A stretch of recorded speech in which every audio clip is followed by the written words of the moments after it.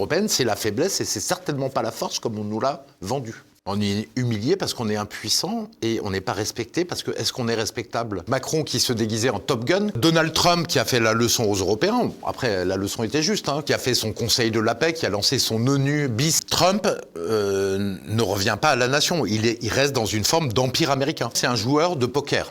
Il souffle le chaud et le froid pour faire paniquer l'adversaire et faire le meilleur deal pour lui. Aucun pays d'Europe n'est invité à table des négociations. Les négociations sont entre les États-Unis, la Russie et l'Ukraine, c'est tout. Tout ce que fait l'Union européenne là-dedans, c'est d'essayer de freiner la paix.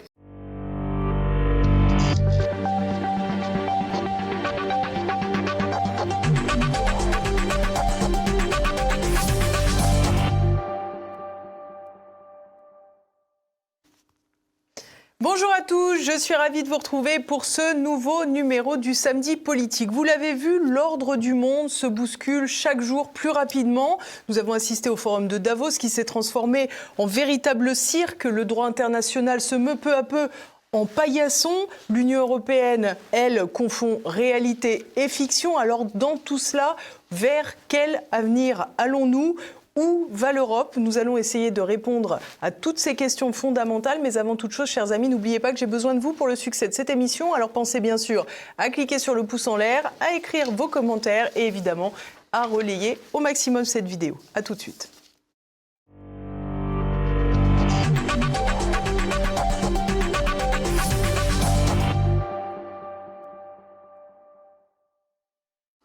Et à mes côtés aujourd'hui, Philippe Meurer. Bonjour monsieur. Bonjour Élise et bonjour à tous. Merci beaucoup d'être avec nous. Vous êtes économiste, on vous connaît bien, mais aussi président du mouvement politique citoyen, un mouvement qui a d'ailleurs publié un ouvrage collectif il y a quelques semaines, Le projet des citoyens français pour sauver la France. C'est un vaste programme. C'est un vaste programme et pour une fois, on l'a fait avec la base, avec nos adhérents, avec d'autres gens, avec des résistants. Et en fait, un programme qui donne des solutions et qui montre que la France n'est pas morte et qu'il suffit de le vouloir pour la redresser. Mais pour cela, il faudra qu'on prenne tous ensemble le pouvoir politique. C'est un autre sujet. Eh ben, c'est un autre sujet, mais il va falloir s'y atteler. Alors pour commencer, Philippe Meurer, on a assisté, on a le sentiment en tous les cas, à une accélération de l'histoire. Et cette semaine, bien sûr, s'est déroulé en Suisse le fameux Forum économique de Davos, lancé par Klaus Schwab. Honnêtement, cette réunion a pris des allures de cirque Pinder, sans faire de l'humour, entre les lunettes d'Emmanuel Macron, le semblant de campagne de Donald Trump un an avant les midterms, les absences de géants de l'écosystème mondial. Quel est votre sentiment face à ce rendez-vous ? Ouais, cirque Pinder, c'est pas mal, effectivement, avec Macron qui se déguisait en Top Gun, avec des lunettes d'aviateur, à l'intérieur d'ailleurs, des lunettes de soleil. Donald cachait l'œil du tigre. Voilà. C'est ça. On ne sait pas d'où ça vient d'ailleurs. Donald Trump qui a fait la leçon aux Européens. Après, la leçon était juste, que effondrement civilisationnel, économique, etc. Qui fait un peu sa campagne, qui a fait son Conseil de la paix, qui a lancé son ONU bis sous égide américaine. Il y avait, et ça vous avez raison de le dire, c'est important le signal, il n'y avait pas que Xi Jinping, il n'y avait pas Vladimir Poutine. Ils ont envoyé des seconds couteaux là-bas. Donc c'est un forum, rappelons-le, des mondialistes, avec toutes les entreprises multinationales qui payent pour appartenir à ce forum et le faire fonctionner. C'est Larry Fink, le président de la plus grosse boîte de finances mondiale américaine, qui est à la tête de cela. Et ça n'a pas eu beaucoup de succès. Le patron de BlackRock. Le patron de BlackRock. En fait, ça n'a pas eu beaucoup de succès parce que, en fait, c'est le monde occidental qui était vraiment là. Et les autres en observateurs. Ce qui montre qu'on a un monde qui se redessine, qui est instable, qui est imprévisible, vous avez raison, avec des grands blocs d'influence. Et là, on avait plutôt le côté occidental, et on voit qu'en plus, on a une forme de dislocation au niveau occidental et de séparation qui se fait un petit peu. Un bloc occidental en déclin, mais en plus qui se fragmente. Exactement, ce qui n'est pas une bonne idée, quoi. Alors vous avez évoqué tout de suite le Conseil de la paix de Donald Trump, cette espèce d'alternative aux Nations Unies qui ne plaise guère à Donald Trump. Je vous propose de regarder tout de suite le discours qu'il a fait justement à l'inauguration de ce Conseil de paix. Nous pouvons faire beaucoup d'autres choses. Une fois que ce Conseil sera complètement formé, nous pourrons faire à peu près tout ce que nous souhaitons. Et nous le ferons en coordination avec les Nations Unies. J'ai toujours dit que les Nations Unies avaient un potentiel énorme, mais qu'elles ne l'utilisaient pas. Ce Conseil a la possibilité d'être l'un des organismes les plus influents jamais créés. Et c'est un immense honneur pour moi d'en être le président. Ce sont tous mes amis. Voyons voir, il y en a quelques-uns que je n'aime bien, quelques-uns que je n'aime pas trop. Non, en fait, dans ce groupe, je les aime tous. Imaginez cela, alors que d'habitude, il y a toujours 2 ou 3 que je ne supporte pas.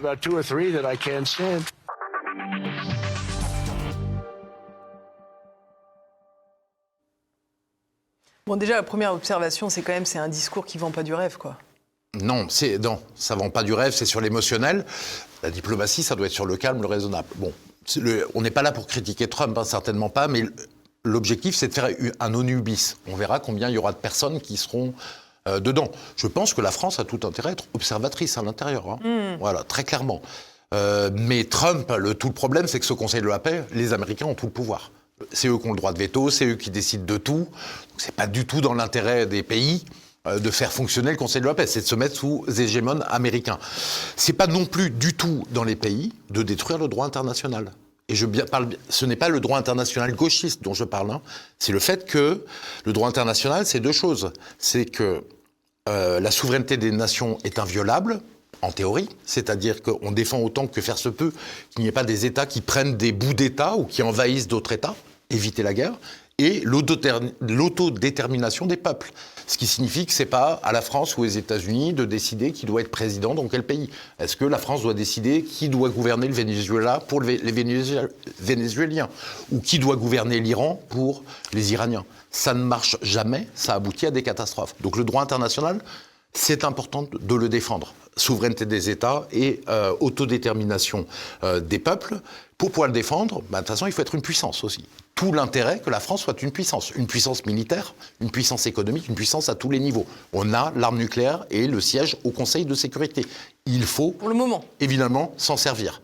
Et ce qu'on fait, la France, elle doit défendre, comme tous les pays du monde, les intérêts de la France, protéger la France et protéger les Français. Voilà, c'est la ligne cardinale.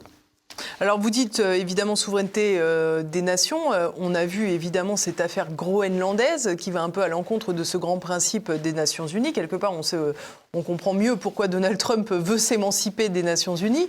Tout porte à croire que Trump va finalement réussir son opération. Il avait sorti, comme d'habitude, l'artillerie lourde. Il avait menacé de sanctions ceux qui s'opposeraient à son OPA sur le Groenland. Et puis finalement, on a compris qu'il retirait ses sanctions, enfin ses taxes douanières, qui sont ses sanctions privilégiées. Et en réalité, tout porte à croire qu'il va quand même arriver à ses fins. Exactement. Trump, c'est un joueur de poker. Il souffle le chaud et le froid pour faire paniquer l'adversaire et faire le meilleur deal pour lui. Donc qu'est-ce qu'il a dans la tête? Est-ce qu'il va l'acheter, donner $1 million à tous les Groenlandais chacun? Donc ça coûterait 50 milliards de dollars pour l'acheter. Ils ont déjà acheté la Louisiane à la France et l'Alaska à la Russie. Hein, c'est pas quelque chose de nouveau. C'est possible. Est-ce que ce sera un deal où ils auront des morceaux de Canada, parce que le Danemark semble reculer, et dire qu'ils seraient pourquoi pas d'accord avec des bouts du Groenland qui soient aux États-Unis et qui appartiennent aux États-Unis où ils mettraient leur base militaire, où ils seraient souverains, les États-Unis. Et puis aussi, bien entendu, l'exploitation des mines et des terres rares du Groenland. Parce que Trump, oui, il n'est pas fou. Il joue plusieurs choses. C'est le couloir arctique de navigation qui est en train de se réchauffer, donc où les bateaux peuvent passer. C'est un territoire qui est très proche des États-Unis et du Canada, qui sert au Dôme d'Or pour le bouclier antimissile. Et c'est aussi la lutte pour les matières premières et le contrôle des matières premières au niveau mondial. C'est ça qui joue, effectivement. Et on peut penser qu'il va y arriver. Les Européens, après avoir montré les muscles, envoyé une équipe de football française là-bas de 15 soldats. 15 soldats face à la première armée du monde, pourquoi pas, hein. C'est de l'échantillon. Les Allemands qui ont envoyé 13 soldats, qui sont repartis d'ailleurs 3 jours plus tard, quand Trump a montré les dents. Voilà, l'Union européenne n'est pas gagnante là-dedans, elle est déjà en train de reculer, déjà en train de baisser la culotte. Ce qu'elle veut, c'est que les États-Unis ne prennent pas tout le Groenland, ils essayent juste de se battre dessus, mais ils sont en train de lâcher, très clairement. Ce qui montre que l'Union européenne ne rend pas forte. L'Union européenne, c'est impuissant. On est plus nombreux que les Américains, 500 millions. Et on est incapable de se faire respecter, quoi. L'Union européenne est incapable de se faire respecter. On va y revenir justement, mais on va regarder quand même ce que disait Trump justement sur cette affaire groenlandaise. Can you give us more details about the deal? No, it's a great deal for everybody. C'est un bon accord pour tout le monde. Je pense que c'est une très bonne affaire pour tous. C'est une excellente sécurité nationale et internationale. C'est un accord que les gens ont accepté sans hésiter. C'est vraiment fantastique pour les États-Unis. On nous donne tout ce que nous voulions, notamment une véritable sécurité nationale et internationale. C'est encore en cours, mais c'est assez avancé. Ça nous apporte tout ce dont nous avions besoin. C'est un accord de long terme et je pense que ça met tout le monde dans une très bonne position, en particulier concernant la sécurité, les minerais et tout le reste. Je n'y crois pas. Maintenant, nous devons voir ce qu'il dira demain. Je ne crois rien de ce qu'il dit. Je ne pense pas que beaucoup de gens le croient. Les gens s'inquiètent quand il dit quelque chose, mais le croire, c'est tout autre chose. Bien sûr, les gens s'inquiètent de ce qui va se passer, parce qu'ils ne savent pas ce qui va se passer, parce qu'il a sans cesse des idées. Il dit toujours quelque chose de nouveau. Donc je ne crois pas qu'on en arrivera à une action militaire. Je crois qu'il sera freiné de l'intérieur des États-Unis. Nous ne constituons en aucun cas une menace pour les États-Unis. Nous avons toujours coopéré, nous avons toujours été à leur côté, donc il n'y a aucune raison à cela, mais ce n'est qu'une attente personnelle.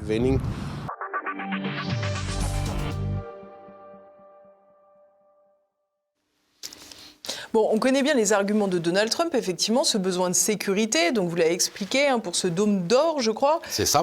Également une sécurité économique, avec les ressources, évidemment, que accueille le Groenland. Mais c'est quand même la prime à la loi du plus fort, cette affaire. Ah oui, Trump a changé de stratégie complètement par rapport au premier mandat, il faut factuellement le remarquer, où il avait terminé des guerres et commencé aucune guerre, aucune opération militaire, à part une ou deux petites choses, pas appréciables, mais pas grand-chose. Il avait même laissé la Russie pacifier la Syrie, au moment où Daesh était en train de prendre une partie du contrôle, etc. Il était pacificateur. Pardon de vous interrompre, mais en un an, il y a eu plus de frappes de Donald Trump que durant tout le mandat de Joe Biden, qui était plutôt néocon, quoi. Oui, tout à fait. À part le fait que Trump veut finir la guerre en Ukraine, en tout cas c'est ce qu'il affirme, de son côté... Elle ne se finit pas. Elle ne se finit pas, mais très clairement, Trump ne revient pas à la nation. Il reste dans une forme d'empire américain. Alors un empire américain qui se partage avec d'autres empires, il a la conscience de la Chine, et qui se bat contre d'autres, mais un empire américain. C'est pas le retour aux Américains d'abord, à l'Amérique d'abord, et à la nation, c'est un retour à l'empire. Donc là-dessus, il y a un changement fondamental qui s'est passé, à mon avis, quand ils ont remarqué qu'ils ont fait la guerre économique contre les Chinois.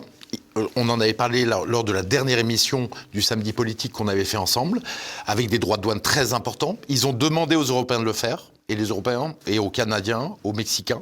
Les Mexicains ont dit oui.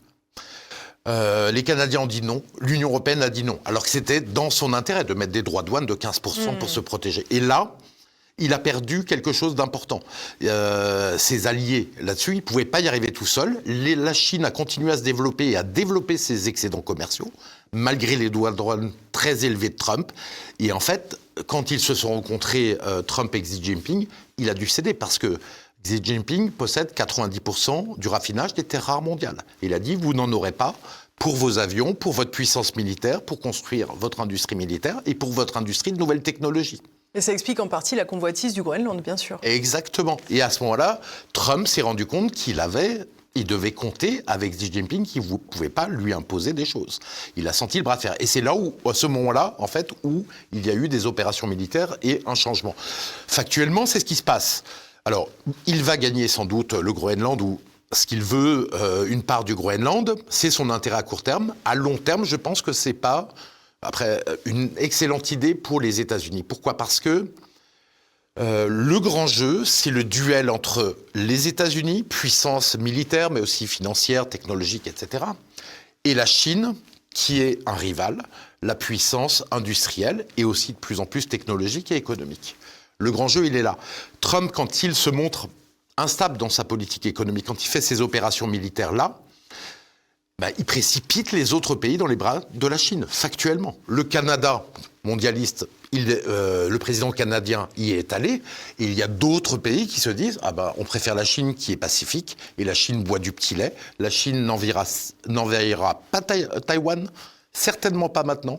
Elle veut rester pacifique, le pôle de stabilité face aux États-Unis. Donc à long terme, c'est pas formidable comme position, mais c'est la position de Trump, c'est la position des États-Unis. La France doit l'intégrer et jouer avec ça.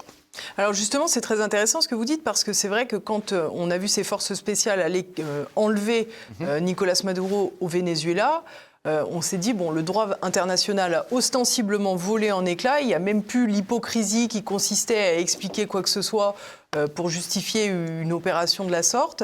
Les Chinois vont aller envahir Taïwan dans la foulée en se disant, bon, comme c'est open bar, allons-y, quoi. Et c'est pas du tout ce qui s'est passé. C'est pas du tout ce qui s'est passé. Je pense que les Chinois réfléchissent à long terme et se sont dit, oui, effectivement, on peut le faire. Mais quel est notre intérêt à long terme? C'est d'apparaître comme le pôle de stabilité face à une Amérique plus instable, pour gagner la sympathie des autres pays du monde et des autres peuples, et pour gouverner le monde. Parce que dans tout ça, juste une petite chose, on a en fait une situation très dangereuse, ce qu'on appelle le piège de Thucydide, avec un empire descendant, qui sont les États-Unis, un empire montant, qui les concurrence, qui sont la Chine.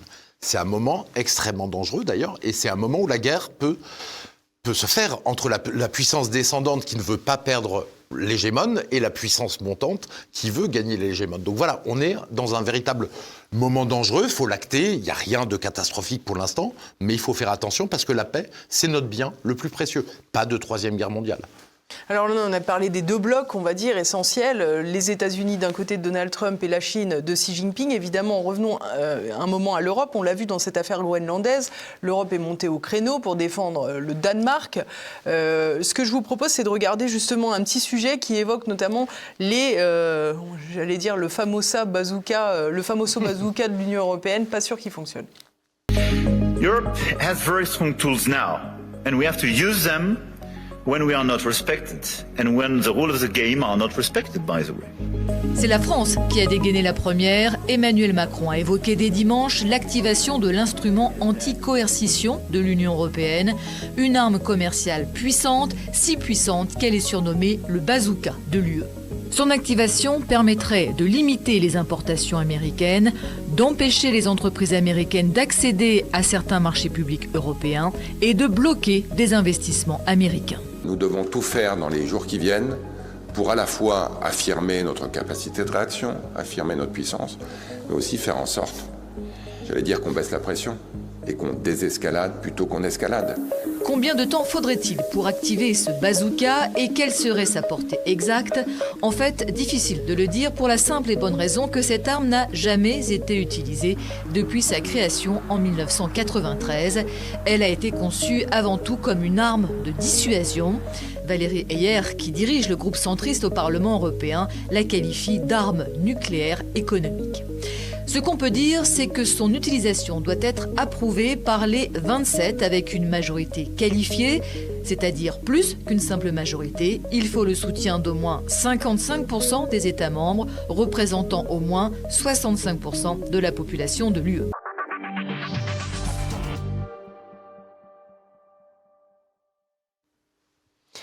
Alors la question qu'on se pose en écoutant à la fois les dirigeants européens brandir ces outils, ces bazookas, c'est à la fois est-ce que c'est l'Europe qui n'a pas conscience de sa propre impuissance ou est-ce que c'est nous qui n'avons pas conscience d'une puissance restante à l'Europe? En fait, l'Union européenne, je vais vous répondre comme ça, c'est un attelage de 27 chevaux qui est censé tirer dans le même sens. Effectivement, ça va beaucoup plus vite qu'un seul cheval. Le problème, c'est que les 27 chevaux, c'est 27 peuples différents, 27 gouvernements différents, qui tirent dans tous les sens. Donc, ça avance beaucoup moins bien. C'est pour ça que l'UE nous rend plus faibles et pas plus forts. C'est un supplice, hein, je crois, au Moyen-Âge, d'ailleurs. Exactement, d'être écartelé. Et c'est tout le problème. L'Union européenne, elle ne va pas être agile et pouvoir décider du jour au lendemain de répondre avec ses instruments. Il faut que les 27 pays soient d'accord. Et on a vu que l'Allemagne, dès que Trump a montré les dents avec des droits de douane, ils ont envoyé leurs 13 soldats en Allemagne. Et c'est toute la problématique. C'est pour ça que ça nous rend plus faibles et que tout ça, c'est des coups de com', des essais, mais que ça ne fonctionne pas. Ils ont raison de le tenter. Mais je veux dire, voilà, ça ne marche pas. Dès que Trump monte les dents, il cède et il cède encore. Parce que l'Union européenne, c'est la faiblesse et c'est certainement pas la force comme on nous l'a vendu. Alors, il y a quand même quelque chose qui, là encore, un verrou qui a sauté. On a le sentiment que Donald Trump n'hésite plus à humilier ses partenaires européens. On l'a vu notamment à Davos et on va le regarder tout de suite. Alors quand j'ai appelé Emmanuel Macron, je l'ai regardé hier avec ses magnifiques lunettes de soleil, mais qu'est-ce qui s'est passé? Je l'ai vu être en quelque sorte ferme.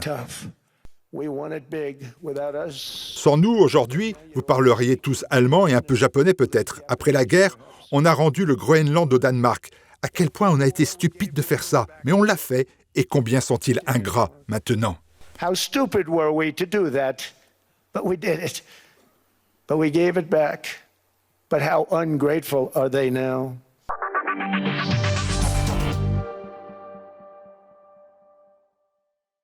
Alors on a vu Donald Trump se moquer d'Emmanuel Macron avec ses lunettes, se moquer de l'impuissance européenne. Qu'est-ce que ça vous évoque finalement d'être humilié de la sorte comme ça sur la scène diplomatique? On est humilié parce qu'on est impuissant et on n'est pas respecté parce que est-ce qu'on est respectable quand Macron vient avec ses lunettes de soleil dans la salle de Davos, quand Macron dit qu'il faut mettre des droits de douane vers la Chine et être dur et puis un mois plus tard demande que la Chine investisse en Europe, quand ces gens-là passent leur temps à faire des coups de com' et pas de la politique étrangère. Voilà.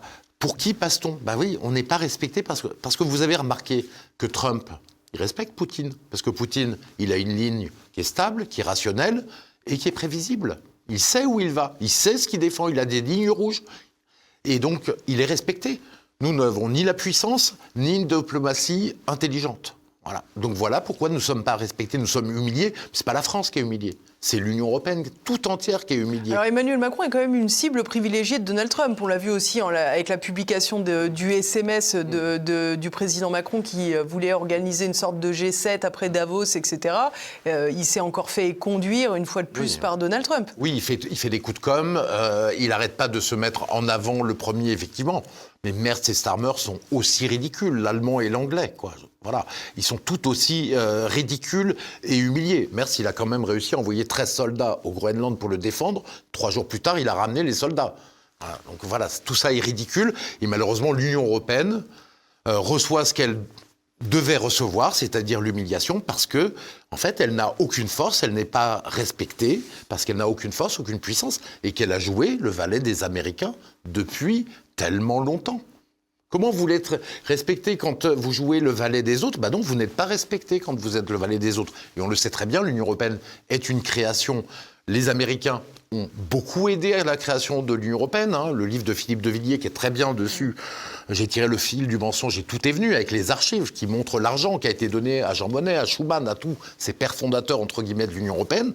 Ben voilà, l'Union européenne a été conçue pour ça, pour rendre les pays d'Europe complètement prisonniers, faibles, et les pays d'Europe sont prisonniers, faibles. Si on veut redevenir fort, il faut sortir de ce machin qui est au départ américain.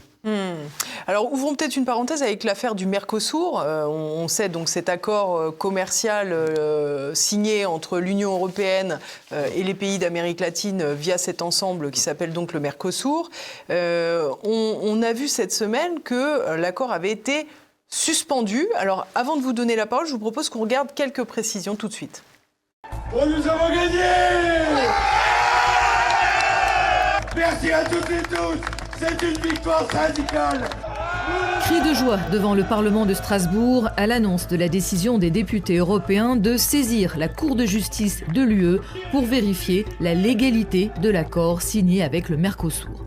Plusieurs milliers d'agriculteurs, français mais aussi italiens, belges ou polonais, s'étaient mobilisés mardi à la veille du vote et certains sont restés jusqu'au scrutin. La victoire est d'autant plus belle pour les adversaires de l'accord que le contexte mondial ne joue guère en leur faveur. Les partisans de l'accord vont en effet son côté anti-Trump en insistant sur le besoin urgent d'ouvrir de nouveaux débouchés commerciaux pour l'UE face aux menaces américaines de surtaxe. En théorie, ce vote pourrait retarder d'1 an et demi la ratification par le Parlement européen et donc l'entrée en vigueur de l'accord signé le 17 janvier au Paraguay entre l'Union européenne et 4 pays sud-américains, Brésil, Argentine, Uruguay et Paraguay, qui forment ce qu'on appelle le Mercosur, le marché commun du Sud. Pourquoi, en théorie, parce que la Commission européenne a la possibilité de passer outre. Les traités européens permettent en effet une application provisoire d'un accord en cas de délai trop long pour le ratifier. Et il est probable que la Commission le fasse, vu la profonde déception qu'elle a exprimée après le vote.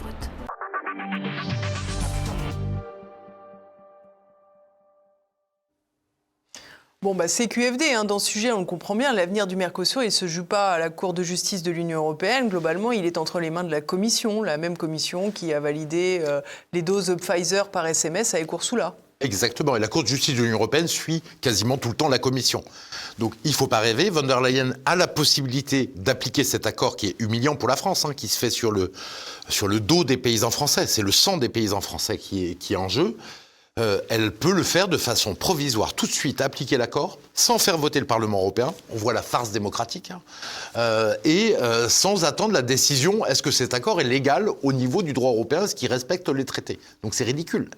Et là-dessus, le deuxième point, c'est quand même, c'est par hasard, von der Leyen est allemande, donc elle impose les intérêts de l'Allemagne, vendre des voitures en Amérique du Sud et contre de la nourriture qui vient du Brésil en Europe.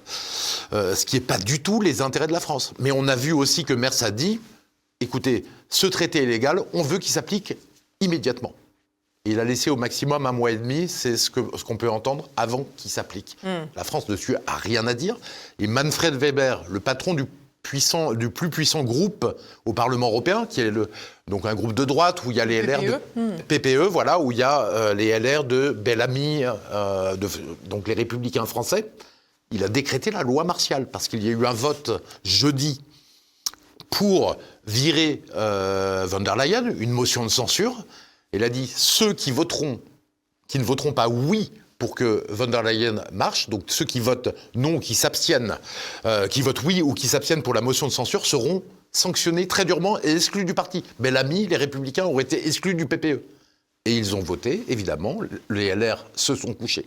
Mais on voit qu'il y a une vraie violence, il y a une volonté de l'Allemagne, quitte à humilier la France, de passer en force et d'imposer cet accord tout de suite, maintenant.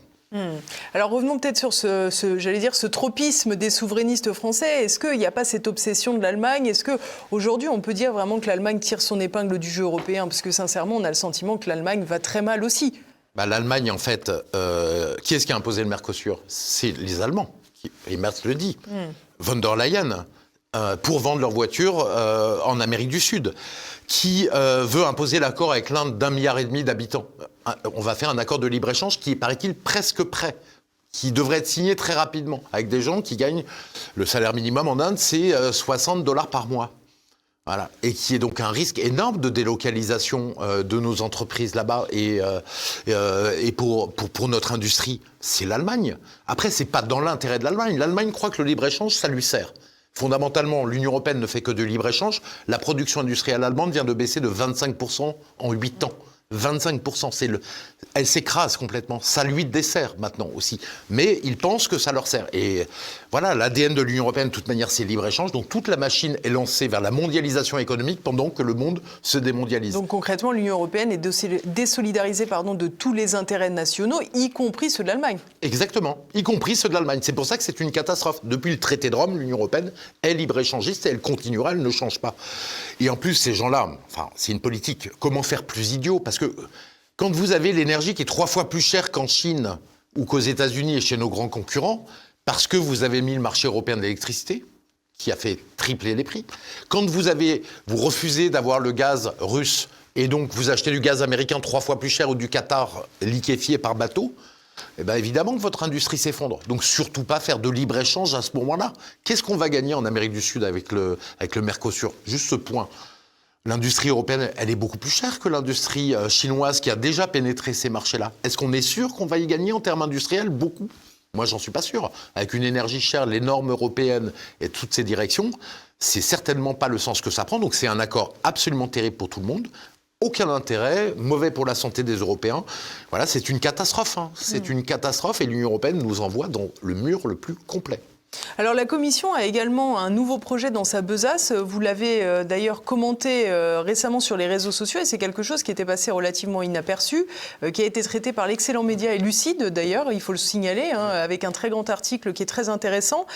C'est le fameux 28e régime. Alors je vous laisse nous en parler, Philippe Murer, parce que c'est assez sidérant comme affaire. C'est sidérant et c'est vrai que c'est le média Lucide qui l'a sorti. C'est Camille Adam qui a fait l'excellent film Au nom de l'Europe, qu'on peut trouver sur YouTube et qui montre vraiment ce qu'est l'Union européenne et ce qui s'est passé depuis 30 ou 40 ans. Remarquable film à voir et qui a sorti cette affaire sur Lucide. Alors c'est quoi ce 28e régime ? Déjà, 28e régime, c'est le 28e État. C'est l'État européen. Von der Leyen... C'est pas l'Ukraine. Non, parce qu'alors, c'est pas l'Ukraine, elle n'y est pas encore. Mais surtout, von der Leyen a fait un discours à Davos, et dans son discours à Davos, après cette félicité du Mercosur, elle dit, je cite, c'est notre priorité, le 28e régime. Nous présenterons bientôt notre 28e régime. L'objectif ultime est de créer une nouvelle structure d'entreprise véritablement européenne. Nous l'appelons EU-INSEE. Nous avons besoin d'un ensemble de règles uniques et simples qui s'appliquera de manière homogène dans toute l'Union européenne. Donc ça dit quoi ? Ça dit que c'est un droit du travail. Fondamentalement, les entreprises pourront s'affilier de façon optionnelle à ce 28e régime européen, qui comprendra un droit du travail particulier. Le but, c'est d'harmoniser. Donc pour tout le monde, pour toute l'Europe, une fiscalité aussi particulière, un droit des affaires européen. Le patronat allemand est à fond dedans, le patronat autrichien aussi. On n'a pas entendu les syndicats français en parler, c'est étonnant. Ce qu'il faut comprendre, c'est que ça semble optionnel, mais en fait, c'est un mécanisme obligatoire. Parce qu'une entreprise française, s'il y a un régime beaucoup plus intéressant, elle sera obligée d'y aller. Beaucoup de gens vont y aller parce que le régime sera plus intéressant. Oui, pour qu'elle reste compétitive, il faudra qu'elle fasse comme les voisins. Exactement. Et comme même les patrons, chefs d'entreprise qui ne voudront pas baisser le droit du travail chez eux, seront obligés d'y aller pour être compétitifs. Donc, massivement, ça deviendra le nouveau droit du travail, le droit fiscal et le droit des affaires, donc qui est dépossédé aux Français, aux Allemands, à tout le monde, et qui sera européen. Donc c'est quelque chose de gravissime. Comme c'est un projet un peu surréaliste, Philippe Murer, pour qu'on comprenne bien, donc il s'agirait finalement d'un 28e État européen fictif. Oui. Dont l'intérêt serait d'adopter un droit du travail, un droit des entreprises, un droit des affaires. Tribunal européen aussi, pour tout ça. Qui dépendent du tribunal européen et qui permettent donc de s'émanciper non seulement des règles européennes qui visiblement leur semblent encore trop contraignantes, et des règles nationales. Bon, ça fait un moment que c'est le cas. Ah oui, et donc c'est une façon de contourner les pays européens pour baisser les normes sociales, le droit du travail, etc. Mais l'État français, l'État allemand, l'État italien, ils seront dépossédés aussi de leurs droits fiscal. Et donc, comment vont-ils construire leur budget comme ça ? Donc, c'est amusant parce qu'on nous a fait croire quand même pendant longtemps qu'on combattait les paradis fiscaux à l'intérieur de l'Union européenne. On a parlé notamment du Luxembourg, on a parlé de l'Irlande. Non, l'Union européenne a créé les paradis fiscaux. Le Luxembourg, mais visiblement pas suffisamment. Le Luxembourg était plutôt un pays industriel avec pas mal d'acier et de sidérurgie, et est devenu un paradis fiscal parce que l'Union européenne, avec le libre déplacement des capitaux, le Luxembourg s'est dit c'est intéressant, je vais récupérer tout l'argent de la France, de l'Allemagne, avec mon paradis fiscal. Et le Luxembourg est devenu un pays extrêmement riche comme ça. L'Irlande s'est développée comme ça, en accueillant Apple et toutes les multinationales américaines qui ont des impôts quasiment nuls là-bas. Donc oui, l'Union européenne a créé les paradis fiscaux, très clairement. Elle les a défendus. On ne peut rien faire parce que de toute façon, il y a un droit de veto de tous les pays sur le fisc, donc rien n'est possible. Mais là, ils sont en train d'essayer de nous le faire, comme ça, de nous mettre donc un paradis fiscal européen à l'intérieur et qui serait tenu par l'Union européenne. Voilà. Et ils vont avancer à petits pas. Il faut bien comprendre la méthode Monnet, par l'engrenage. Donc ils vont dire oui, ça concernera que les start-up. Puis après, on va mettre les PME. Puis après, évidemment, les multinationales et tout le monde. Par petits pas. Soit dit en passant, c'est pas du tout le sujet, mais c'est exactement le procédé qui est utilisé pour les lois sur l'euthanasie. Oui, tout à fait. En France, le petit pas, effectivement. C'est cette méthode européenne qui est malsaine. Parce qu'on ne demande pas l'avis des peuples. On essaye de violer, on les viole, en fait. On dit oui, accepter juste ça, c'est rien du tout. Et puis on progresse, on continue, et à la fin, on se trouve avec un truc gigantesque sur lequel les peuples n'ont rien décidé. Ils l'ont même pas vu venir. Et ça, c'est extrêmement grave, Il faut dire que pour l'Union européenne, c'est intéressant, un 28e État comme ça, puisqu'il a le mérite de ne pas avoir de peuple. Oui, c'est clair. C'est un État virtuel où il n'y a plus de peuple, en fait. Mais l'État européen, ça veut dire vraiment... En fait, l'Union européenne, c'est une catastrophe à tous les niveaux. Civilisationnelle avec le problème de l'immigration, pas de frontières, économique, agricole, c'est une catastrophe partout en termes de puissance. Et donc tout ce qu'ils font, ils sont dans la panique et dans la fuite en avant. Parce que là, l'État européen, c'est quoi? C'est une Union européenne fédérale, où les pays n'ont plus de pouvoir. Bon, encore des quantités de pouvoir qui sont transférées à l'Union européenne, et c'est la France qui est plus qu'une province, en fait, de l'Empire européen. Les Français pourront bien aller voter, ça ne servira à rien. Parce que le pouvoir, c'est pas Macron qui va décider, c'est pas son successeur qui décide, c'est pas le Parlement français. C'est à Bruxelles que ça se décide. Donc c'est un processus complètement antidémocratique, évidemment, et qui est en train de détruire même aussi la démocratie. Une déliquescence démocratique, donc une déliquescence économique, et évidemment une déliquescence diplomatique. Et on l'a vu notamment sur le dossier dont on n'a pas encore parlé aujourd'hui, c'est le dossier ukrainien, où on a vu que l'Union européenne n'arrivait pas à s'imposer. Alors certes, parce que ses positions étaient peut-être à rebours de celles de Donald Trump, qui lui voulait en finir et réinstaurer la paix en Ukraine, et qu'on a eu le sentiment que Bruxelles s'était transformée en refuge des néoconservateurs après l'élection de Trump. Mais pour autant, on voit bien que les gesticulations d'Emmanuel Macron, de Merz et de Starmer n'ont aucun poids sur la scène internationale pour régler ce conflit en Ukraine. Et il n'y a plus que Zelensky qui veut bien les voir. Exactement. Il y a Zelensky qui les voit, mais en fait, il faut comprendre l'humiliation pour la France et pour l'Union européenne. C'est-à-dire que ils ne sont même pas, l'Europe, aucun pays d'Europe n'est invité à table des négociations. Les négociations sont entre les États-Unis, la Russie et l'Ukraine, c'est tout. Mais nous ne sommes pas invités à la table des négociations. Donc voilà pourquoi Macron gesticule dans tous les sens, von der Leyen et toute l'Union européenne, Merz, pour faire croire qu'ils existent. Mais en fait, ils n'existent pas. Les discussions se font entre les États-Unis et la Russie et l'Ukraine. Tout ce que fait l'Union européenne là-dedans, c'est d'essayer de freiner la paix, puisque ce qu'il propose, c'est d'envoyer des troupes de réassurance. La Russie a fait cette guerre, alors on peut le regretter. Pourquoi? Parce que le Donbass était bombardé, qu'il y avait eu 15 000 morts, que les gens russophones n'avaient pas le droit de parler leur langue au Donbass. Il y avait eu 1 million d'exilés du Donbass en Russie. Et donc la Russie a fait la guerre pour ça. Et aussi parce qu'il y avait des bases de l'OTAN qui s'installaient, des bases de la CIA, etc. Et que ça devenait un pays, en fait, américain, à leur porte, comme Cuba avec la crise des missiles. Voilà, donc la Russie a fait ça, et tout ce que propose Macron, Merz, etc., l'Union européenne, c'est de dire, on va mettre des soldats, justement, on va continuer, sur la cause de la guerre, à mettre des soldats en face de vous, en Ukraine. Voilà. Et donc, on empêche la paix comme ça. Et l'Ukraine qui a perdu de plus en plus de morts chaque mois, pour rien, du territoire perdu pour rien, donc c'est absolument catastrophique comme position, c'est ridicule. Et Trump en a marre, la Poutine en a marre, tout le monde en a marre de cette position qui est de freiner la paix, de vouloir continuer la guerre sans avoir les moyens de la gagner. Alors justement, là où nous parlons, des négociations sont encore en cours. L'émissaire de Donald Trump est actuellement à Moscou pour rencontrer Vladimir Poutine, et je vous propose d'écouter ses propos. Il s'agit de Steve Witkoff. Je pense que nous avons beaucoup progressé. Je pense qu'au début des négociations, il y a eu un peu de confusion. J'allais assez souvent à Moscou, mais je pense que c'était important que nous y allions, parce qu'aujourd'hui, nous sommes à la fin, et je suis en fait optimiste. Je pense qu'il ne nous reste qu'un point à régler. Nous avons discuté plusieurs versions de ce point, et cela signifie qu'il peut être résolu. Ainsi, si les deux parties veulent le résoudre, nous allons le résoudre.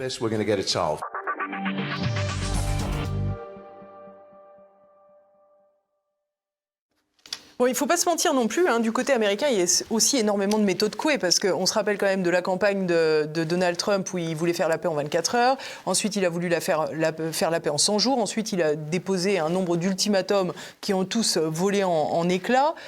Donc concrètement, Donald Trump ne s'impose pas face à Vladimir Poutine. Non, ils n'arrivent pas à trouver de solution de paix. Bon, l'Union européenne n'aide pas là-dedans. Elle joue pour dire à Zelensky, tiens bon. Alors que la seule solution, on le sait, c'est la finlandisation de l'Ukraine. C'est-à-dire que l'Ukraine devienne comme la Finlande l'était, et en a beaucoup profité après la Deuxième Guerre mondiale, comme elle était aux frontières de la Russie, qui était plutôt occidentale, un État neutre, un État dont on garantira qu'on la soutiendra, mais un État neutre, voilà, avec une armée pas trop puissante. Et c'est comme ça, quand on est aux portes de l'Empire, d'un empire comme la Russie, c'est beaucoup plus simple d'être un État neutre. Ils pourront commercer avec la Russie, commercer avec tout l'Occident, aucun problème. C'est la seule solution. De la même manière que au Mexique, est-ce qu'on imagine les Américains accepter que le Mexique soit pro-chinois, pro-Russie? On a vu ce qu'ils ont fait au Venezuela.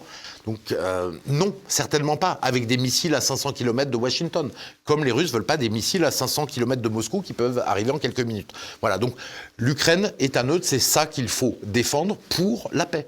Et dans l'intérêt des Ukrainiens, qui pour le moment meurent, il y a eu 1 million de morts dans cette guerre, ça continue sans arrêt. C'est l'exil, il n'y a plus que 28 millions d'habitants contre 40 millions avant. Je veux dire, laissons tranquilles les Ukrainiens, faisons en sorte qu'ils puissent signer un accord de paix et vivre en paix chez eux, quoi. Est-ce que c'est pas la démonstration aujourd'hui que Trump n'a finalement pas tant les manettes que ça, et c'est assez logique qu'il se recentre sur une continuité territoriale, sur son empire, comme vous le disiez tout à l'heure, mais aussi la démonstration qu'il a bien pris acte de la fin de cette hégémonie mondiale des États-Unis, comme d'ailleurs Marco Rubio l'avait rappelé dès le retour au pouvoir de Donald Trump, en justement avouant qu'il fallait bien se résoudre à la multipolarité, quoi, tout simplement. Oui, oui, très clairement, Trump l'a accepté, mais de toute manière, factuellement, tout l'Occident, tout l'OTAN, Amérique comprise, a donné toutes ses armes, a fait une guerre par proxy contre la Russie. C'est la guerre en Ukraine, c'est ça. Et concrètement, il n'y a pratiquement plus d'armes dans les stocks américains, dans les stocks européens, et la Russie est en train de gagner et avance, quoi. C'est factuel, très clairement. En même temps, ça fait 3 ans aussi que certains disent que la Russie est en train de gagner. De fait, elle n'a pas gagné. Elle n'a pas gagné, mais elle progresse sans arrêt. Elle progresse sans arrêt. L'Europe et l'Union européenne donnent 90 milliards de dollars d'ailleurs à l'Ukraine. Personne ne donne de l'argent à la Russie. L'Europe donne 90 milliards de dollars d'argent à l'Ukraine pour qu'elle puisse continuer la guerre chaque année. Nous, ça nous coûte 18 milliards d'euros, alors qu'on est en déficit budgétaire, passons. Voilà, elle est soutenue par toute l'armée, mais la Russie continue à progresser. Je veux dire, de toute manière, c'est inéluctable. La Russie, c'est 4 fois plus d'habitants que l'Ukraine. 140 millions d'habitants, et maintenant il y en a 28 en Ukraine, c'est même 5 fois plus. Donc c'est inéluctable. Ils sont plus puissants en termes militaires, ils sont plus puissants en termes humains. Comment vous voulez que la Russie perde cette guerre? Ça devient évident. Ils progressent doucement, mais ils progressent dans une stratégie d'attrition. Et à un moment donné, tout peut basculer, aller vite sur le champ de bataille. Vous vous rappelez la guerre mondiale, la Première Guerre mondiale? Les lignes n'ont pas bougé jusqu'en 1917-18, et d'un coup, tout s'effondre. Et c'est très possible qu'il se passe cette chose-là. Dans l'intérêt des Ukrainiens, mieux vaut négocier avant que tout s'effondre. Vraiment. Est-ce que finalement tout cela n'est pas un peu la métaphore, la démonstration que le Sud global aujourd'hui est puissant au point que Donald Trump ne peut plus faire ce qu'il veut? Donald Trump ou d'ailleurs ses prédécesseurs et bien sûr ses continuateurs. Bien sûr, le Sud global est puissant. Déjà, la Chine a pratiquement la puissance économique des États-Unis. En plus, ils se sont alliés entre eux dans une alliance défensive face à une forme d'agressivité américaine. Ça s'appelle les BRICS. La Russie, c'est une des premières puissances militaires mondiales. Donc, effectivement, ça a de la puissance et il faut compter avec eux. Et la France a l'intérêt de la France, c'est d'aller faire des relations avec les BRICS. C'est d'aller remettre la Russie dans le jeu international, d'aller retravailler avec la Russie, de commercer avec elle, d'acheter du gaz et de pacifier nos relations. Et certainement pas de dire notre ennemi, c'est la Russie, quoi. Dans une espèce de folie, quoi. On n'a jamais été anti-russe en France comme ça. La Russie est un pays qui aime la France, en plus. Ils ne comprennent pas ce que nous faisons. Voilà. Qu'on signe cette paix, qu'on retrouve des bonnes relations avec la Russie, qui est un grand pays européen, un pays extrêmement riche, de matières premières, qui nous veut pas de mal. Ça, c'est Macron qui nous dit la Russie veut la guerre contre l'Europe. Mais la Russie ne veut pas de mal. Elle ne va pas attaquer l'OTAN et 1 milliard d'habitants, certainement pas. Et la France et la Russie s'y trouveront mieux. Et nous, on pourra protéger nos intérêts, très clairement. Vous dites que effectivement, les pays du Sud global se sont liés entre eux pour être plus forts. Effectivement, c'est la matérialisation des BRICS. Certains disent notamment que pour affaiblir les BRICS, Donald Trump s'est servi un peu de l'Iran et pourrait se servir encore de l'Iran, justement pour affaiblir les BRICS, puisqu'on sait que l'Iran a rejoint ce groupe assez récemment. Et il y a un pays important. Si l'Iran basculait côté américain, avec ses réserves de pétrole comme le Venezuela, évidemment que pour Trump, ça serait une forme de force. Mais l'Iran peut basculer aussi en guerre civile. La Libye, quand on l'a attaquée, elle a fini en guerre civile. Ou elle peut basculer dans les bras de la Chine. On rappelle que quand les Américains ont attaqué l'Irak, finalement, l'Irak, les puits de pétrole et le pétrole irakien, il est allé à la Chine, très clairement. Oui, donc c'est une stratégie. On ne sait pas ce qu'il va faire en Iran. Paraît-il qu'il se prépare pas mal de choses, peut-être pour ce week-end. On va voir ce qui se passe. Mais tout ça aussi, le jeu où il est dangereux, c'est que le risque vraiment énorme des Américains, c'est la dédollarisation. Que ces BRICS, à un moment donné, disent, bon, on abandonne complètement le dollar et on crée une monnaie alternative basée sur l'or ou autre chose, et commune. Et qui deviennent la réserve, la nouvelle monnaie mondiale. Et ça, c'est extrêmement dangereux parce que ça serait l'appauvrissement complet des États-Unis. Voilà. Il faut rappeler que les États-Unis sont les premiers instigateurs presque de cette dédollarisation avec leurs sanctions, avec la politique de l'extraterritorialité du droit américain, avec l'exclusion à cause de la guerre en Ukraine de la Russie, notamment du système SWIFT, qui a donc poussé à faire des transactions dans une autre monnaie. Et donc, quelque part, ils se sont affaiblis eux-mêmes. Ah oui, en faisant le droit américain supranational, en utilisant le dollar comme ça, effectivement, ça affaiblit le dollar et il se tire une balle dans le pied. Donc je pense que Trump l'a compris et qu'il ne va pas refaire l'erreur qu'a fait Joe Biden, Obama, etc. bien avant. Est-ce que vous avez l'impression qu'aujourd'hui, la Chine a remplacé les États-Unis à la tête du jeu mondial ? Non. On a deux puissances qui sont à peu près équivalentes, mais l'une qui est montante et l'autre qui est descendante. Mais n'oublions pas une chose importante, c'est que les États-Unis ont leur fragilité, très clairement, et on les connaît bien, mais la Chine a aussi d'énormes fragilités, parce qu'il y a l'effondrement de la bulle immobilière chinoise qui continue, et donc le PIB a du mal à croître. Le pouvoir chinois ne veut pas donner, pour ne pas qu'il y ait de nouveaux Tiananmen, de donner trop de confort économique à son peuple. Donc la croissance ne se fait pas à l'intérieur, mais par les exportations. Donc c'est à la fois une force, mais aussi une grande fragilité si le commerce baisse. Et surtout, la Chine a un enfant par femme. Et ça fait longtemps que ça dure, que le taux de fécondité est bas. Donc en fait, la population chinoise baisse chaque année. Et la population en âge de travailler, normalement, va baisser au moins d'un tiers d'ici 2050. C'est pas rien, c'est un véritable choc. C'est un choc. Alors on va nous dire, on va le remplacer par des robots. Oui, bon, d'accord. Mais les robots ne remplacent pas les hommes, complètement. Et puis l'autre chose, c'est le vieillissement de la population que ça induit. Parce qu'une population qui est très vieille est une population beaucoup plus nécrosée qu'une population jeune. Donc voilà, il y a toute... La Chine aussi a beaucoup de fragilité. Moi, je pense que l'intérêt dans l'équilibre du monde, parce que peut-être que la Chine aura son moment impérial qui va commencer maintenant. Mais l'intérêt, c'est de tenir 5 ou 10 ans, parce que la Chine ne pourra pas dominer le monde avec une démographie qui s'effondre pareillement. C'est impossible. Et nous, on a tous intérêt à un monde multipolaire. La Chine, la Russie, les États-Unis, la France, voilà, l'Amérique du Sud, le Brésil, un monde multipolaire. Pas l'Europe. Ah oui, la France, pas l'Europe. De toute façon, si on reste dans l'Europe, on ne pèse pas, on s'affaiblit et on devient de moins en moins puissant, donc on ne compte pas. Donc dans ce monde multipolaire, qui se démondialise, c'est plus la mondialisation. Justement, sortons nous aussi de notre mini-mondialisation européenne, retrouvons notre liberté, notre indépendance pour jouer dans ce jeu mondial. Et alors ça, vous y croyez encore ? C'est possible ? Je crois que vous organisez bientôt un colloque le 14 février prochain, c'est pour la Saint-Valentin. Oui. C'est l'ode l'amour à la France. Exactement. Quel est le programme ? Bon, le programme, c'est de rassembler, c'est le mouvement politique citoyen qui organise ça, et c'est de rassembler le maximum de figures souverainistes, de personnalités souverainistes. Voilà, c'est le projet. Et possiblement identitaire ?